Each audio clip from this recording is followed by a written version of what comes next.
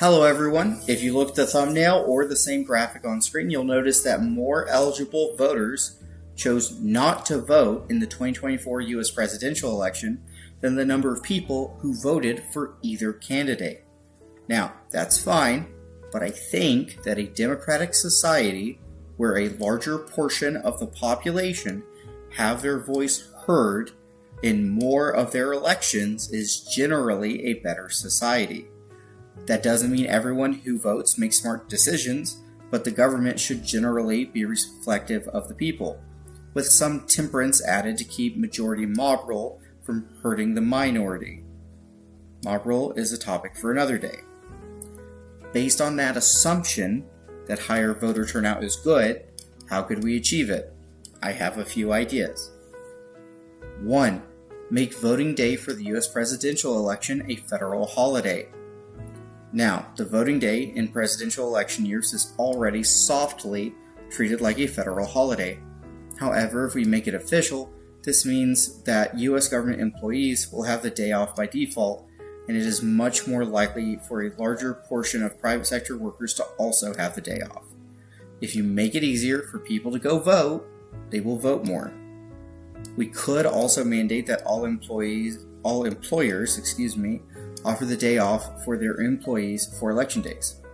However, this means increasing the cost of doing business, which is more difficult for smaller businesses to handle. And the number of voting days, when you take into account state and local elections or even referendums, in the case of states that have them, like California, mean that where we draw the line about such a mandate can change the logistics quite a bit. So, if we do go this route, let's cut it off at voting days for federal offices. Number 2, mandate all federal elections have more than one voting day. Being available for one specific day, whether that's for a presidential election or just for your state congressman, can sometimes be quite challenging. What is less challenging is being available at some point over a weekend or a week. So I think all federal elections should have either a Friday to Sunday voting period or a Monday to Sunday voting period. States and municipalities should do something similar. Now, this does run into our earlier considered course of action of mandating federal voting days off.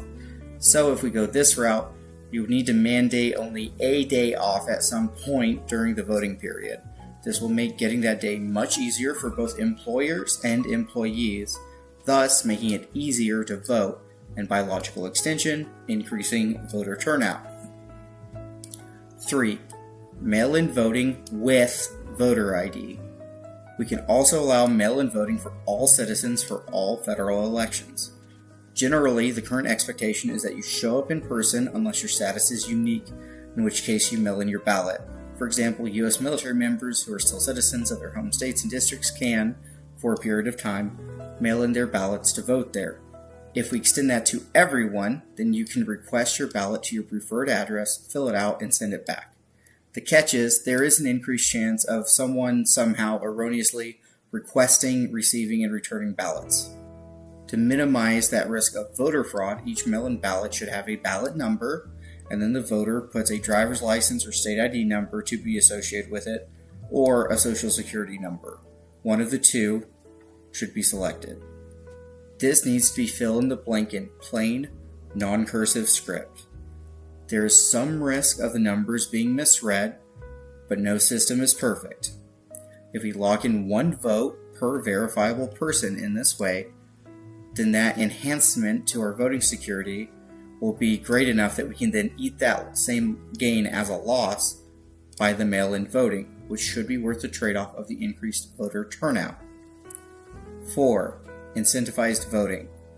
Incentivized voting is when you compensate people for voting in some way. There are multiple ways to do this.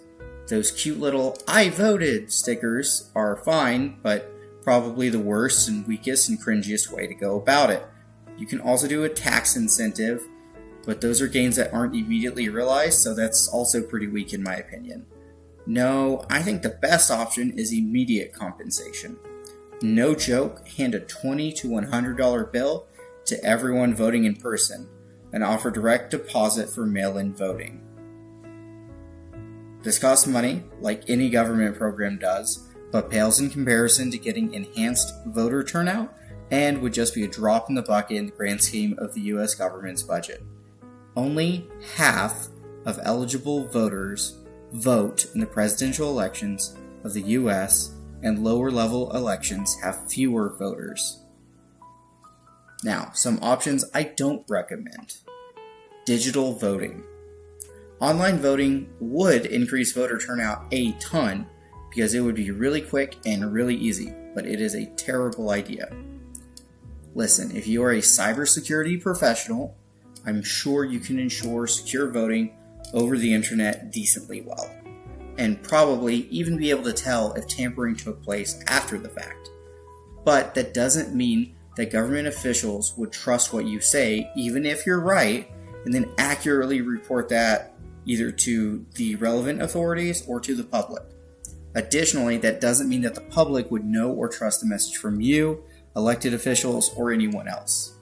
It would just be a couple of government IT guys saying, "Trust me, bro, the magic box is magically secure," in which case the elections don't actually encourage trust in government, which is gained through transparency and good decision making.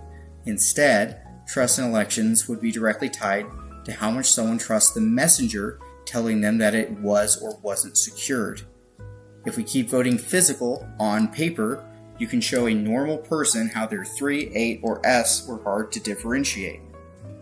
Or you can show them a punch card and explain to them how it was stamped in the wrong spot. This does not guarantee trust, but it means that a larger portion of the voting process can be understood by more of the population, which equates to more transparency and therefore more trust. Mail-in ballots without voter ID. Suppose you allow mail-in ballots without voter ID. In that case, it becomes too easy for someone to arbitrarily acquire and respond to ballot numbers that would be associated with people who aren't actually going to vote, whether by choice or because they no longer exist. If you allow mass mail-in voting, then you must also allow voter ID. Finally, some people sometimes suggest public transportation to voting locations. I don't necessarily think that's a bad idea if some localities want to do it, but national or even statewide, I don't think it works out. Some areas are too remote for that, and it would also cost a lot more. Keeping the voting booth open an extra day also costs more money, but it's just you extending your business hours. A busing system is a whole new and different construct to stand up and run. Anyway, that's my 2 cents. Happy to hear other solutions in the comments below. You only have one life to live. Grow it relentlessly.